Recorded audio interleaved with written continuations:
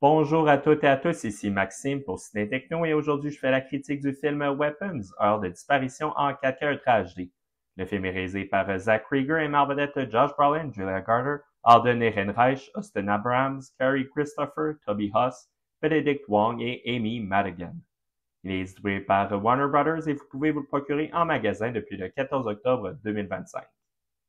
La petite ville de Maybrook, en Pennsylvanie, est secouée par la soudaine disparition de 17 enfants d'une école primaire. Au milieu de la nuit, plus exactement à 2h17 du matin, tous les enfants de la classe de Justin Gandy, sauf un, ont quitté leur lit pour partir en courant vers un endroit inconnu. L'enseignante, les parents et la police cherchent à retrouver les enfants et comprendre ce qui a bien pu arriver. Weapons est la deuxième réalisation solo de Zach Krieger après le succès surprise de Barbarian en 2022. Le brio du réalisateur et scénariste a attiré l'attention des studios qui se sont fait compétition pour obtenir les droits de Weapons. C'est finalement New Line Cinema, une division de Warner Brothers, qui a primé. Le long-métrage a connu un passage en salle des plus lucratifs avec une récolte de 267,5 millions de dollars. Weapons est un très bon suspense d'horreur. Il propose un scénario original et captivant, mettant de l'avant une excellente distribution. Il est certainement parmi les films qui gagnent à être visionnés en ayant le moins d'informations possible. À cet égard, il est surprenant que la bande-annonce n'en révèle pas trop. Dans le cadre d'une critique, il est difficile d'aborder l'intrigue sans révéler certains éléments clés de la structure. Donc si le film vous intéresse, il vaut la peine. La plus grande force de Weapons est certainement dans la structure non linéaire de son scénario. Le film est divisé en chapitres où le public avance à petits pas en suivant la perspective des événements selon différents personnages. Cette approche permet de cultiver le mystère autour de la disparition des enfants, tout en permettant de se pencher sur l'expérience de 6 personnages. À chaque récit, Krieger arrive à donner quelques éléments de plus tout en évitant la répétition même si les trames narratives vont s'entrecroiser. Cette structure permet également une proximité entre les personnages et le public qui découvre comment les événements vont les affecter.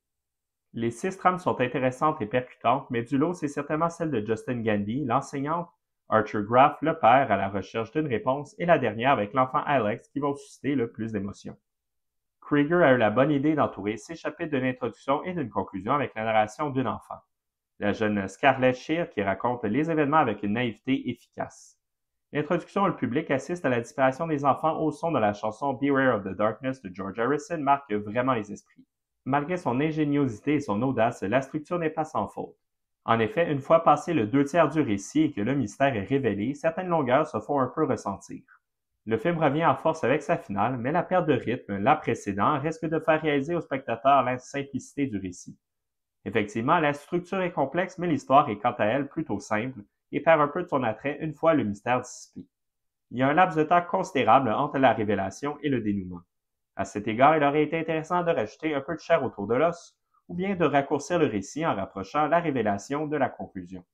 Somme toute, cette critique demeure un détail mineur qui n'empêche aucunement Weapons d'être un excellent divertissement. Du point de vue du suspense et de l'horreur, l'expérience est une réussite sur toute la ligne.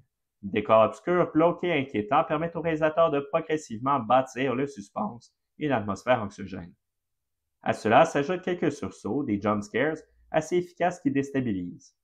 À l'image de son expérience dans l'humour, Zach Krieger arrive à faire rire et sourire à travers l'absurdité de certaines réactions, notamment dans le chapitre centré sur James, le jeune drogué qui connaît quelques troubles avec la police. Avec sa structure narrative, la plus grande force du film est sa distribution. Les performances sont vraiment exceptionnelles, autant celles des enfants que des adultes.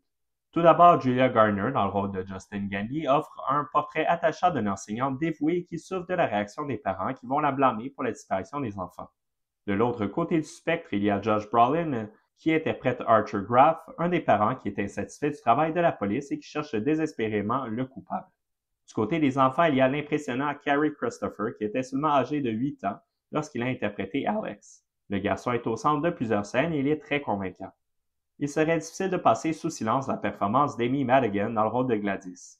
L'actrice qui s'est fait connaître pour ses rôles de soutien dans des films comme Field of Dreams ou Uncle Buck est dans un tout autre registre avec Weapons. Elle incarne la folie et la méchanceté avec brio. Sans surprise, des discussions sur une suite s'attardant aux origines de son personnage seraient déjà en cours. Larkin Sapol est solide à la direction photo. Ce dernier a précédemment travaillé sur la série à succès Beef et le film Everything Everywhere All at Once. Il propose des travelling anxiogènes lors de poursuites en auto ou bien simplement quand Miss Gandy se promène dans un dépanneur. Il arrive également à filmer les corridors de manière à créer un effet de tension puissant. La musique est le fruit du travail de Ryan Holiday, Ace Holiday et Zach Krieger. Les thèmes musicaux sont efficaces, inspirant le mystère ou le suspense. Elle est immersive, particulièrement lors de moments plus percussifs qui augmentent l'attention. Le transfert en 4K Ultra HD est vraiment très joli. Il propose une image précise, même si la majorité de l'action se déroule dans la nuit ou dans des pièces obscures.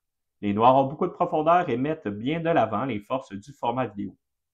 Piste sonore et format l'image, le duo est disponible en anglais Dolby Atmos True HD, en français, en anglais et en espagnol Dolby Lyric 5.1 et en audio description anglaise. Les sous-titres sont disponibles en anglais pour malentendants, en français et en espagnol. Le format l'image est de 2160 pixels, ultra haute définition HDR10 de ratio de 2,39:1. Pour les suppléments, ils sont seulement disponibles en anglais. Il y a les segments Director Zach Krieger Making Horror Personal, Weaponized The Cast of Weapons et Weapons Texture of Terror. Dans l'ensemble, les suppléments totalisent un peu plus de 20 minutes de contenu. Le premier segment donne l'opportunité au réalisateur et scénariste Zach Krieger de partager ses inspirations pour l'histoire de Weapons. Le deuxième segment s'attarde à la distribution et les relations entre les divers personnages, et le dernier aborde les lieux du tournage avec la distribution et les membres de la production. Pour conclure cette critique, Weapons est un film captivant et divertissant. La structure de son récit est ingénieuse et les performances de l'ensemble de la distribution sont exceptionnelles. Il mérite certainement sa place parmi les meilleurs films d'horreur de 2025. Il représente un excellent visionnement pour l'Halloween.